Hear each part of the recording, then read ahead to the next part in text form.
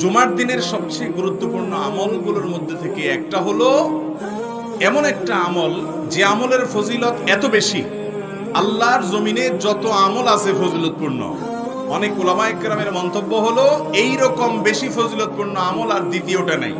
আমলটা কি বলবো? আমলটা হলো জুমার দিন যদি কেউ গোসল করে, গোসল ফরজ হয়, গোসল করে, গোসল করার পর আগে আগে ঘুম থেকে উঠার পর মসজিদে আগে আগে যায়, মসজিদে আগে আগে যায়, পায়ে হেঁটে হেঁটে মসজিদে যায় এবং আগে আগে গিয়ে ইমামের খুব কাছাকাছি গিয়ে বসে খুতবা শ্রবণ করে, কোনো কথাবার্তা বলে না, অনর্থক কাজ করে না।